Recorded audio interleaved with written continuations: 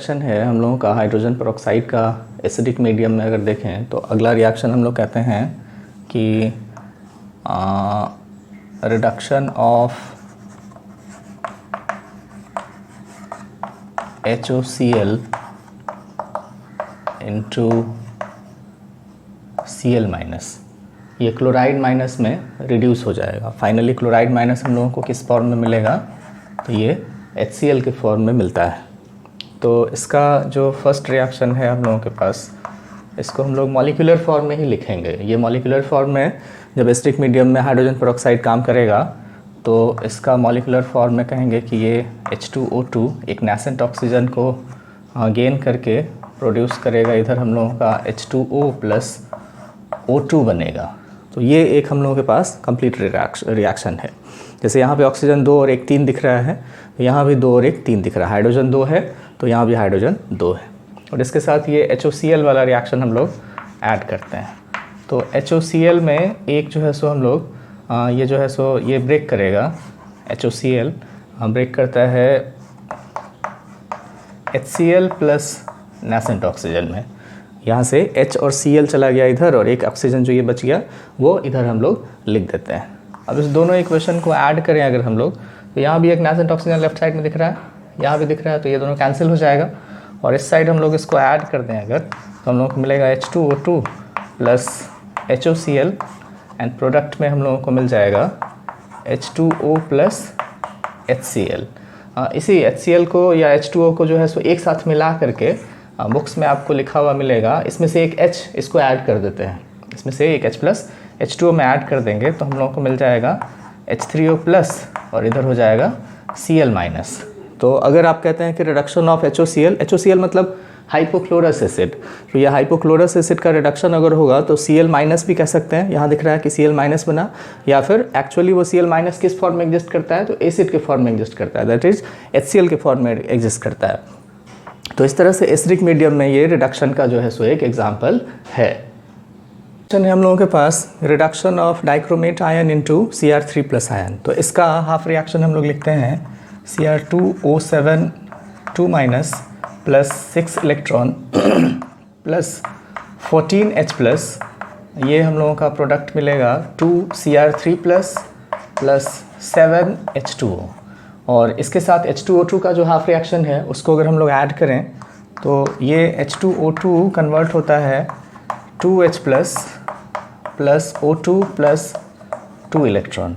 इस दोनों half reaction को हम लोगों को ऐड करके लिख देना है। तो इसमें आपको नंबर ऑफ इलेक्ट्रॉन कितना दिख रहा है 2, तो यहाँ पे कितना दिख रहा है 6। तो सेकेंड इक्वेशन में हम लोगों को मल्टीप्लाई करना पड़ेगा। कितना से मल्टीप्लाई करना पड़ेगा, तो आप इजली बता सकते हैं कि यहाँ 2 है तो उसको हम लोगों को 6 करना है, दैट इज़ मल्टीप्लाई करना पड़ेगा 3 से। तो 3 से जब मल्टीप्लाई कर देंगे तो इधर भी 6 इलेक्ट्रॉन हो जाएगा और इधर भी 6 इलेक्ट्रॉन, तो ये 6 इलेक्ट्रॉन इधर से 6 इलेक्ट्रॉन कैंसिल हो जाएगा। अब सारे रिएक्शन में जो पार्ट है उसको हम लोग ऐड करके लिख देंगे। तो ये हो जाएगा Cr2O7 2 माइनस प्लस इधर हम लोगों के पास है 14H प्लस। और एक चीज़ यहाँ भी सॉल्व कर दें हम लोग, यहाँ दिख रहा है 14H प्लस और राइट साइड में 3 × 2 6H प्लस। तो 14H प्लस और राइट साइड में जो 6H प्लस आएगा तो 14 माइनस 6 हम लोग कर देंगे, तो इधर सीधा हम लोग 8H प्लस लिख सकते हैं। फिर H2O2 को 3 से मल्टीप्लाई करना है, तो H2O2 को 3 से मल्टीप्लाई करके लिख देंगे 3 हाइड्रोजन पेरोक्साइड। और राइट साइड में इधर हम लोगों के पास जो है सो 2Cr3 प्लस हो जाएगा, इधर 7H2O हो जाएगा और 3 जो है सो इसमें O2 मिल जाएगा, ऑक्सीजन मिल जाएगा। तो ये एसिडिक मीडियम में हाइड्रोजन पेरोक्साइड का रिड्यूसिंग एजेंट का एक फेमस एग्जांपल है कि डाइक्रोमेट आयन, ये डाइक्रोमेट आयन है, दिस इज डाइक्रोमेट आयन। ये डाइक्रोमेट आयन कन्वर्ट हो जाएगा क्या चीज़ में, क्रोमियम आयन में कन्वर्ट हो जाता है। रिएक्शन हाइड्रोजन पेरोक्साइड का, नेक्स्ट रिएक्शन हाइड्रोजन पेरोक्साइड का रिड्यूसिंग एजेंट के जैसा जब वो एसिडिक मीडियम में काम करता है, उसका फोर्थ रिएक्शन हम लोग कहें कि ये MnO2 को रिड्यूस कर देता है Mn2 प्लस में। तो इस रिएक्शन को पहले हम लोग हाफ रिएक्शन को ही पहले बैलेंस कर लेते हैं। तो ये MnO2 है, इधर ऑक्सीजन 2 दिख रहा है, इधर एक भी नहीं दिख रहा है, तो इधर हम लोग कर देंगे 2H2O और इधर हाइड्रोजन अब इसकी वजह से कितना हो गया 4, तो इधर हम लोग लिख देंगे कि ये 4H प्लस और इसके साइड जो इस साइड है उसमें हम लोगों के पास मिला Mn2 प्लस प्लस 2H2O। अब आपको यहाँ पे चार्ज दिख रहा है कि इधर जो है सो हम लोगों के पास 2 पॉजिटिव चार्ज है और इधर 4 पॉजिटिव चार्ज है, तो 2 पॉजिटिव चार्ज इधर ज़्यादा है, तो इसको कैंसिल करने के लिए हम लोगों को 2 इलेक्ट्रॉन ऐड करना पड़ेगा। तो ये हम लोगों के पास जो है सो हाफ रिएक्शन हो गया। और इसमें हाइड्रोजन पेरोक्साइड जब रिड्यूसिंग एजेंट के जैसा काम करता है वो वाला हाफ रिएक्शन ऐड करना होगा। तो ये रिएक्शन है H2O2 gives 2H plus O2 plus 2 electron. ये हाफ रिएक्शन आपको ध्यान में रखना होगा कि when hydrogen peroxide acts as a reducing agent in acidic medium, तो उसके लिए ये हम लोगों के पास एक हाफ रिएक्शन है। और इसको यहाँ पर हम लोग अगर ऐड कर दें तो अब आप गिन सकते हैं कि इस साइड भी 2 इलेक्ट्रॉन है और इस साइड भी 2 इलेक्ट्रॉन है। इसमें किसी को मल्टीप्लाई करने का ज़रूरत नहीं है, सिंपली ऐड कर देंगे, आंसर आ जाएगा। तो यहाँ पर हम लोग लिखते हैं MnO2 प्लस, अब 4H प्लस इधर दिख रहा है और इधर 2H प्लस दिख रहा है, ये राइट साइड में है और ये लेफ्ट साइड में, तो लेफ्ट साइड में हम लोग सिर्फ 2H प्लस को लिखेंगे और प्लस ये हाइड्रोजन पेरोक्साइड आएगा एंड प्रोडक्ट साइड में बच गया क्या, Mn2 प्लस और इसके साथ 2H2O और प्लस O2। तो ये जो है सो हम लोगों के पास कंप्लीट बैलेंस्ड इक्वेशन हो गया जब MnO2 बदलता है Mn2 प्लस में। और इसमें क्या दिखा रहे थे हम लोग, तो रिड्यूसिंग एजेंट के तौर पर हाइड्रोजन पेरोक्साइड इन एसिडिक मीडियम में कैसे काम करता है वो दिखा रहे हैं। हम लोग डिस्कस करेंगे हाइड्रोजन पेरोक्साइड जब रिड्यूसिंग एजेंट के जैसा काम करेगा बेसिक मीडियम में, वो वाला रिएक्शन। तो बेसिक मीडियम का जो मेन रिएक्शन है वो ये कि hydrogen peroxide H2O2 plus 2OH minus, ये बेसिक मीडियम है और ये कन्वर्ट हो जाता है वाटर प्लस ऑक्सीजन में और 2 इलेक्ट्रॉन रिलीज होता है। तो ये वाला इसका जो है सो मेन इक्वेशन है।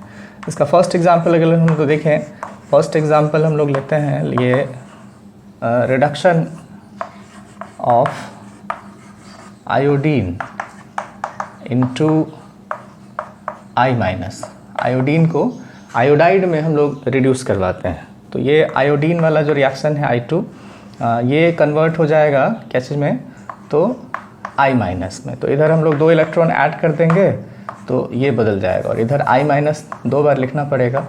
तो ये हम लोगों के पास हाफ रिएक्शन हो गया जिसमें आयोडीन 2 इलेक्ट्रॉन गेन करके 2I माइनस में रिड्यूस हो रहा है और इसके साथ इस रिएक्शन को ऐड कर देना है। तो this reaction is H2O2 plus 2OH minus और इधर मिल रहा है हम लोगों को 2H2O plus O2 plus 2 electron. यहाँ पर आप देख सकते हैं कि राइट साइड में कितना इलेक्ट्रॉन है, 2, और लेफ्ट साइड में कितना इलेक्ट्रॉन है, 2। तो ये दोनों इलेक्ट्रॉन कैंसिल हो जाएगा, इधर भी और इधर भी। तो इस दोनों को कैंसिल करके सिंपली हम लोग लिख देंगे I2 plus H2O2 plus 2OH minus और प्रोडक्ट में क्या मिल रहा है, तो 2I minus plus 2H2O plus O2। तो ये आयोडीन का I माइनस में रिडक्शन हो रहा है ड्यू टू हाइड्रोजन पेरोक्साइड। किस मीडियम में, तो ये जो है सो हम लोगों का बेसिक मीडियम में हो रहा है, यहाँ पे आपको क्लियरली दिख रहा है। रिएक्शन है हम लोगों के पास reduction of MnO4 minus into MnO2। तो यहाँ पे पहला रिएक्शन है कि MnO4 माइनस कन्वर्ट हो रहा है MnO2 में, तो ये उसका बेसिक मीडियम में जो है सो हाफ रिएक्शन है। MnO4 minus plus 2H2O plus 3 electron MnO2 plus 4OH और H2O2 का ये बेसिक मीडियम का रिएक्शन है H2O2 plus 2H minus 2H2O O2 plus 2 electron. इस दोनों रिएक्शन को हम लोग ऐड करते हैं, तो यहाँ पर दिख रहा है 3 इलेक्ट्रॉन और यहाँ दिख रहा है 2 इलेक्ट्रॉन। तो इस इक्वेशन को मल्टीप्लाई कर दें 2 से और इस इक्वेशन को मल्टीप्लाई कर दें 3 से, तो हम लोगों के पास कंप्लीट रिएक्शन हो जाएगा। तो यहाँ लिखेंगे 2MnO4 minus plus 2 into 4H2O और नीचे हो जाएगा 3H2O2 प्लस 2 इंटू 3 करेंगे तो 6OH माइनस और इधर प्रोडक्ट साइड में हम लोगों के पास हो जाएगा 2MnO2 प्लस 4 इंटू 2 करेंगे तो 8OH माइनस प्लस 2 इंटू 3 करेंगे तो ये 6H2O 3O2। कुछ चीज़ इसमें देखने से मिलेगा हम लोगों को कि कुछ रिपीटेशन हो रहा है, जैसे यहाँ 4H2O दिख रहा है और यहाँ 6H2O दिख रहा है। तो 4H2O और 6H2O है, तो राइट साइड में हम लोग सिर्फ क्या लिखेंगे, 2H2O लिखेंगे, राइट साइड में 2H2O लिखेंगे। और इधर OH माइनस दिख रहा है कि 8 है और इधर 6 है, तो राइट साइड में हम लोग क्या करेंगे, सिर्फ 2OH माइनस लिखेंगे। इधर से इसको हटा सकते हैं, तो फाइनल जो इक्वेशन हम लोगों के पास आएगा उस इक्वेशन को अगर लिखें तो ये हो जाएगा 2MnO4 माइनस प्लस H2O नहीं रहेगा, इधर होगा 3H2O2 और इधर OH माइनस भी नहीं रहेगा। इस साइड हम लोगों को मिलेगा 2MnO2 प्लस A2H के बदले हो जाएगा 2OH माइनस और 6H2O के बदले हो जाएगा 2H2O प्लस 3O2। तो ये हम लोगों के पास जो है सो कंप्लीट रिएक्शन हो गया when MnO4 minus is reduced into MnO2। यहाँ देख सकते हैं कि MnO4 में इसका ऑक्सीडेशन नंबर +7 है और यहाँ पर इसका ऑक्सीडेशन नंबर +4 है। तो ये सब एग्जाम्पल था हम लोगों के पास हाइड्रोजन पेरोक्साइड का रिड्यूसिंग एजेंट के जैसा जब वो काम करता है बेसिक मीडियम में।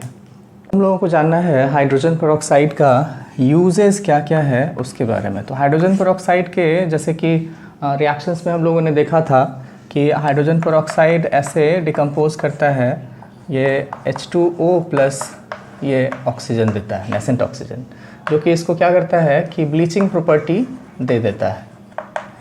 ये इसको ब्लीचिंग प्रॉपर्टी देता है। तो इस वजह से इसका जो यूजेस में हम लोग कहेंगे कि ये it is used as a bleaching agent. ये ब्लीचिंग एजेंट के जैसा काम करता है। किसके लिए? तो डेलिकेट चीज़ों के लिए, डेलिकेट थिंग्स के लिए जो है सो ये ब्लीचिंग एक्शन का काम करेगा। कैसे? तो ये सिल्क को ब्लीच करने में यूज़ होता है। आइवरी कहते हैं, आइवरी हाथी के दांत को कहते हैं, तो आइवरी को ब्लीच करने में यूज़ होगा। और सबसे इम्पॉर्टेंट है कि ये हेयर को ब्लीच करने में, हेयर को गोल्डन कलर देने के लिए जो है सो इससे हाइड्रोजन पेरोक्साइड से ट्रीटमेंट कर देते हैं, तो वो जो है सो गोल्डन कलर का हेयर्स हो जाता है। फिर क्या है कि हाइड्रोजन पेरोक्साइड को हम लोग एंटीसेप्टिक के तौर पर भी यूज़ करते हैं। तो इसका सेकेंड यूज़ हम लोग कहेंगे कि एज एन एंटीसेप्टिक, ये एंटीसेप्टिक के तौर पर यूज़ होगा। उस समय इसका नाम हम लोग कहते हैं परहाइड्रोल। ये परहाइड्रोल जो है सो एंटीसेप्टिक के तौर पर यूज़ होता है ear, nose and throat infection में। ENT क्या है? तो ear, nose and throat infection में ये एंटीसेप्टिक के तौर पर काम होता है और उस समय इसको हम लोग कहते हैं कि ये परहाइड्रोल है। तीसरा हम लोग कहते हैं कि